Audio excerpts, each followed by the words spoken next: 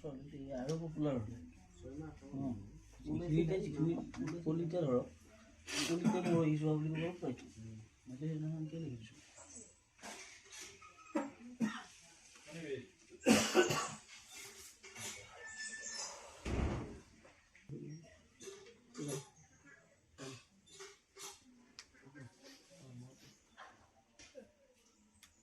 নাগাৰা নামৰ প্ৰচাৰক আমি তাক ইউটিউবাৰ বুলি কওঁ আৰু আমাৰ লগত আহিছে আমাৰ মৰমৰ পাঠক ময়ূৰী মৃদুল ভাইটি তো আমাৰ মৰমৰ ভণ্টি নিশামণিৰ যিটো খবৰে সকলোকে মৰ্মাহত কৰিছিল সেইদিনা ৰাতিপুৱা পুৱতি নিশা সকলোৱে মৰ্মাহত হৈছিলোঁ এটি অংকুৰিত অৱস্থাত মহান শিল্পী বুলি ক'ব লাগিব আমাৰ মাজৰ পৰা হেৰাই গ'ল যাক আমি চিনিয়ে পোৱা নাছিলোঁ মাত্ৰ এবছৰৰ সময়তেই অসমৰ মানুহ ইমান মনে প্ৰাণে চুকে কোণে এতিয়াও সোমাই গৈছিল তো আজি তাকে কৈছোঁ মই এনেকুৱা মৃত্যু হয়তো নহওক নঘটক এনেকুৱা মৃত্যু আজি এইকাৰণে ভালো লাগিছে যে এনেকুৱা মৃত্যু সকলোৱে নাপায় আমি যাক নেকি আমি পুষ্পাঞ্জলি দিছোঁ যাক আমি চাকি জ্বলাইছোঁ অসমৰ বিভিন্ন প্ৰান্তৰ মানুহে খবৰ ল'বলৈ আহিছে তো আমাৰ মৃত্যু এনেকুৱা হৈ যাওক যেন জগতে চিনি পাওঁ তেওঁ কি কৰ্ম কৰিছে ডাঙৰ কথা নহয় তো এই চেগতে আমাৰ নাগাৰা নামৰ ইউটিউবাৰ সমাজে আজি আমাৰ ভণ্টিৰ এই শোক সন্তপ্ত পৰিয়ালবৰ্গলৈ আমি মানে শোক সন্তপ্ত পৰিয়ালবৰ্গৰ সমবেদনা জনাবলৈ আমি আহিছোঁ আৰু এই চেগতে আমাৰ মানে নাম লিখক প্ৰিয়ংক যাতে মোক হয়তো চিনি পাইছে দীপক কুমাৰ নাগাৰা নাম লিখক তথা ইউটিউবাৰ প্ৰচাৰক ৰাজীৱ দাস আছে পিংকু কলিতা দাদা আছে আমাৰ ধ্ৰুৱজ্যোতি আছে হিমাংশু আহিছে আৰু আমাৰ কল্যাণ ডেকা আহিছে জিতু আহিছে আমাৰ নাগাৰা নাম প্ৰচাৰক প্ৰাণজিত পৰাগ ইত্যাদি কৰি তাৰপিছত প্ৰণৱ শইকীয়া পিকু ইত্যাদি কৰি গোটেইখিনি আহিছে তো এই চেগতে আমি আমাৰ যি এটা অনুষ্ঠান আছে সেই অনুষ্ঠানলৈ আগবাঢ়িছোঁ মই মোৰ ভাতৃপতি বন্ধুবৰ ৰাজীৱ আৰু প্ৰিয়মক ৰাষ্ট্ৰবাদী আমাৰ মাইনাৰ আলোকচিত্ৰত এগৰাকী বন্তি আৰু পুষ্পাঞ্জলি দিশে আমি আগবাঢ়িছোঁ আৰু তাৰপিছতে দুয়োখন চমু ভাষণ ৰাখিব বন্ধুবৰ আমাৰ প্ৰিয়ংকতে পাঠ কৰি দিম আৰু এই চেগতে তেওঁ পাঠ কৰি দিব মানপত্ৰখন উপস্থিত আটাইলৈকে মই শ্ৰী প্ৰিয়মে কি বুলি ক'ম ধন্যবাদ জনাইছোঁ আচলতে ধন্যবাদ জনাব লগা এটা পৰিৱেশ নহয় আমি এনেই ব্যক্তিগতকৈ খবৰ ল'ব অহাটো আৰু আজি যিটো পৰিৱেশত আমি ইয়াত লগ হৈছোঁ সেই দুটাৰ মাজত এটা পাৰ্থক্য আছে আমি সকলোৱে জ্ঞাত গোটেই অসমৰ ৰাইজে জ্ঞাত যোৱা 11 বহাগ তাৰিখে যিগৰাকী নিশামণি হালৈ আমাৰ সকলোৰে মাজত খুব কম দিনত পৰিচিত হৈছিল সেই নিশামণি হালৈ বিহুৰ যিযোৰ কাপোৰ বিহুৰ যিটো সাজ বিহুৰ সাজটো তেওঁ ৰক্তৰে ৰঞ্জিত কৰি খোপাৰ খোপাতে গুজি ৰঙালীৰ ৰঙত তেওঁ ৰংহীন কৰি দুহাত মেলি আঁতৰি গ'ল আমাৰ মৰমৰ নিশামণি বহুমুখী প্ৰতিভাৰ আকৰ এই নিশামণি আচলতে নিশামণিৰ ভিতৰত ইমান সুপ্ত প্ৰতিভা লুকাই আছিল আমি এতিয়া উপলব্ধি কৰিছোঁ জীৱিত কালত আমি জানিছিলোঁ নিশামণি হালৈ নামৰ এগৰাকী মহিলা পাঠক ওলাইছে আৰু গীতামণি হালৈ বাইদেউ পুৰণা পাঠক তেখেতৰ জীয়ৰী তেনেকৈ আমি এটা পৰিচয় পাইছিলোঁ আৰু আমাৰ অঞ্চলবিলাকতো যিহেতু মই ফকৰাপাৰ বৰাজল হাতীগুটি এইটো অঞ্চলৰ পৰা আহিছোঁ সেই অঞ্চলবিলাকতো তেখেতসকলৰ অহাবাৰলি বহুত নাম তেখেত ৰাখিছিল আমি হয়তো অহাবাৰ ভালকৈ তেওঁক জানিলোঁ হয় আৰু আমি যিটো সামাজিক মাধ্যমত প্ৰচাৰ প্ৰসাৰ কৰি আছোঁ হয়তো আমাৰ চেনেলৰ যোগেদিও পেজৰ যোগেদিও তেখেতে প্ৰচাৰ প্ৰসাৰ পালেহেঁতেন কিন্তু আমি সেইখিনি কৰাৰ কাৰণে আমাৰ সৌভাগ্য নঘটিল অতি কম বয়সতে নিচেই কম বয়সত এই মানে ফুলিব ধৰা অংকুৰিত হ'ব ধৰা ফুলপাহ নিচেই কম বয়সতে তেওঁ মৰহি গ'ল তেখেতৰ বিদেশী আত্মাই স্বৰ্গত স্থান পাওক বৈকুণ্ঠত স্থান পাওক প্ৰভু ঘৰখনত যেনেকৈ তেওঁ মৰমৰ জীয়ৰী হৈ আছিল মাক দেউতাকৰ যেনেকৈ নয়নৰ মণি হৈ আছিল তেনেকৈ ভগৱানৰ চৰণতো তেওঁ নয়নৰ মণি হৈ থাকক আৰু নিশ্চয় থাকিব গোটেই অসমৰ ৰাইজে আশীৰ্বাদ কৰিছে গোটেই অসমৰ ৰাইজে তেওঁক মানে শুভকামনা জ্ঞাপন কৰিছে তেখেতৰ মৃত্যুটো এটা সাধাৰণ মৃত্যু নহয় মৃত্যু সকলোৱে জন্মিলে মৃত্যু মৰিব লাগিব এইটো বিধিৰ বিধান কিন্তু তেওঁৰ যি ধৰণে মৃত্যু এটা হ'ল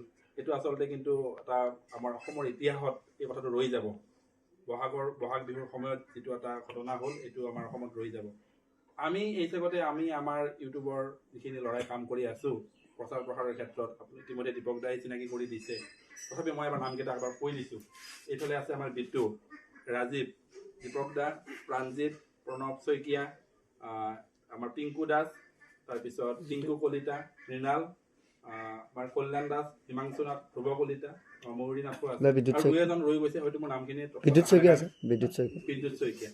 আমি গোটেইকেইজন এনেকৈ আহিছোঁ আৰু কেইজন মানে কৰ্মব্যস্ততাৰ কাৰণে আহিব পৰা নাই। আমি আটাই লগ হৈ এখনি অশ্ৰু অঞ্জলি পত্ৰ তেওঁৰ কাৰণে প্ৰস্তুত কৰিছিলোঁ। পত্ৰখনি মই অৰ্পণ কৰাৰ আগতে এবাৰ পাঠ কৰি দিছোঁ। সদৌ অসম ইউটিউব তথা ফেচবুক নাগাৰা নাম প্ৰচাৰ আৰু প্ৰসাৰক দলৰ তৰফৰ পৰা প্ৰয়াত নিশামণি হালৈলৈ অশ্ৰু অঞ্জলি। হঠাতে অসমৰ সাংস্কৃতিক জগতৰ সম্ভাৱনাৰ আকাশৰ ভোটাতৰাটি নীলিম আকাশত বিলীন হৈ গ'ল। সকলোকে কন্দুৱাই আকস্মিক দুৰ্ঘটনাত কোনোদিনে ঘূৰি নহাৰ বাটেৰে অতি কম বয়সত 25/4/2026 ইং তাৰিখে গ'লগৈ চিৰশান্তিৰ দেশলৈ। অতিকেই মৰমৰ নিশামণিক হেৰুৱাই আজি আমি অতিশয় মৰ্মাহত। আজি আমি হেৰুৱালো এজনী সম্ভাৱনাপূৰ্ণ, মেধাৱী, সৰবৰহী সাংস্কৃতিক প্ৰজন্মক। সকলোকে নিশাই অমায়িক ব্যৱহাৰেৰে আপোন কৰি তুলিছিল। প্ৰাণখোলা হাঁহিতেৰে জীৱনৰ প্ৰতিটো দিন সকলোকে আমোদ দিব পাৰিছিল। বিশেষকৈ নাগাৰা নামৰ জৰিয়তে অতি কম বয়সতে ৰাইজৰ মৰম বুটলিবলৈ সক্ষম হৈছিল। তোমাৰ অভাৱ আমি সকলোৱে অনাদি কাললৈ অনুভৱ কৰিম। হে পুণ্যাত্মা, তোমাৰ আত্মাই চিৰশান্তি লাভ কৰক। এই ক্ষণত তোমাৰ পৰিয়াললৈ যাচিছোঁ গভীৰ সমবেদনা। তোমাৰ স্মৃতি আমি সদায় হৃদয়ত ৰাখিম। এনেকৈ আমি এখন মানপত্ৰ তেওঁৰ কাৰণে যুগুত কৰিছিলোঁ। আমি এতিয়া মানপত্ৰখন অৰ্পণৰ দিশে আমি আগবাঢ়িছোঁ।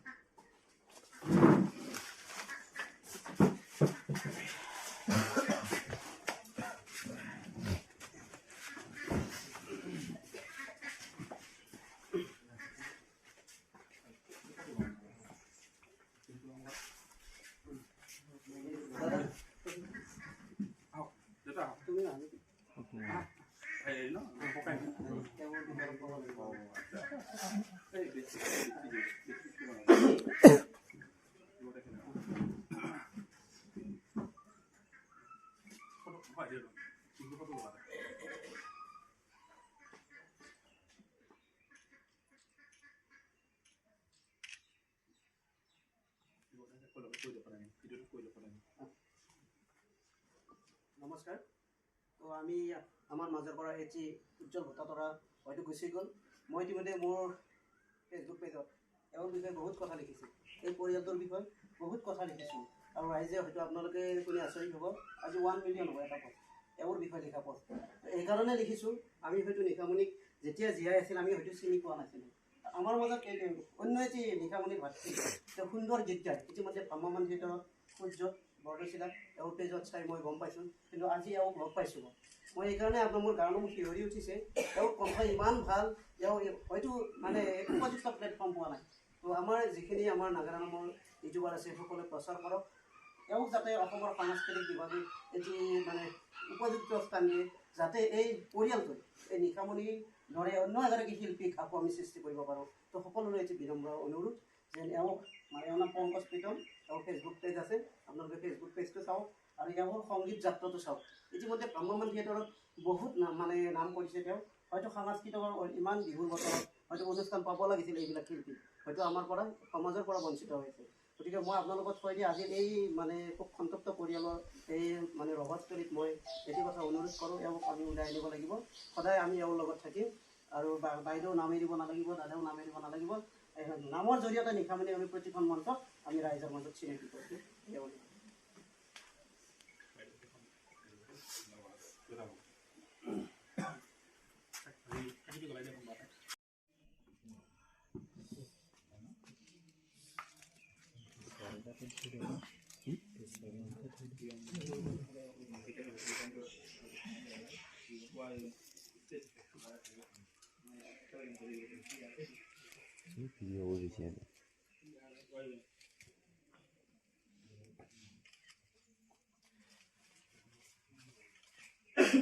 ভিডিঅ' কৰিব লাগিব।